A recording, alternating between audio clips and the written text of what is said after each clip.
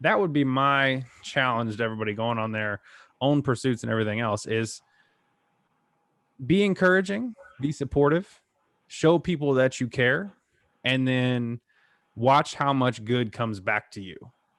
You know, like whether you believe in karma, whether you believe in higher powers or whatever you believe in. I notice that the more good I put out there, the more good I get back. Yeah. And I guess like I kind of got a question. How can people do that? Like genuinely and authentically spread the love and to encourage other people, whether they know them or not. Because I guess I struggle with this a little bit, and I think I can do it better as like a coach than I can do it as somebody on the sidelines just watching, or a family or friend. So I'm kind of curious on like what are both of your opinions on how you can actually be supportive and be encouraging to other people like that. I love that question. And I'm gonna be super real. I think it's harder when like, you're talking about reaching the masses, right? Yeah. But when you're talking about people that are in your normal circle or people that you may interact with occasionally, like we need to understand that like we don't know that person's backstory. Sure, they might just be walking on a treadmill, but you don't know if they have a disease or a medical condition or recently lost somebody or is battling addiction. Like you have no idea what they're going through. And the fact that they got their butt on that treadmill might be the biggest step forward they've taken in months. And so before ever commenting or before ever really assuming we know their story, it's like, I try to take it upon myself to really check myself and just understand that like, they know their story way better than I ever will. And so the more I can be supportive of them and encouraging of them, that's the best approach. That is always the best approach.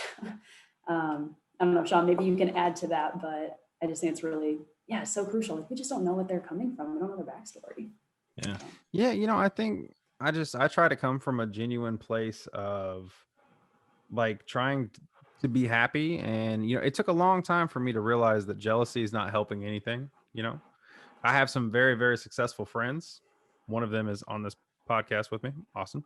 Who, when I was coming up and we were in undergrad, not to diss anyone else, Bailey, but I'm saying whenever we were coming up in undergrad and this dude is pulling down every single A, he's got a 4.0, graduating top of his class. And I'm over here with a solid, strong 2.0. You know what I'm saying? It was actually 2.1. Shout out to Mike Willett, who got me into grad school. But it was, I had to kind of let go of some of those demons, like, cause I was working out, I was training. I mean, I remember one time, Austin, whenever we were both like prepping, and I told you my goal every shoulder workout is to make you look small. And you looked at me and said, good luck. So we were competitive for a long time. And whenever I was able to let go of all of that, and kind of just move to a space where I'm like, oh, dude, that's awesome that you're doing all this stuff. I'm so happy that you're graduating top of the class. I'm so happy that your shoulders is 3 times the size of mine, and I have 100 pounds on you, and I don't even understand that like physiologically. Like when I moved into that space of just genuinely being happy for other people, that's whenever it was easier. So like, for example, if one of my interns comes up and they're like, oh man, I got a C on my biochemistry exam, I'm like, hey, C's get degrees, baby. I've been there, because like I don't know if maybe they were failing and they got a C, or maybe they were getting A's and they got a C on this one, and now they're feeling a little discouraged, right? Like I'm basically telling you either like, hey, good job, you're on track, or I'm telling you, hey, it's okay, with the same statement. Mm-hmm. You know what I'm saying? So regardless if your background is up or down, that statement works.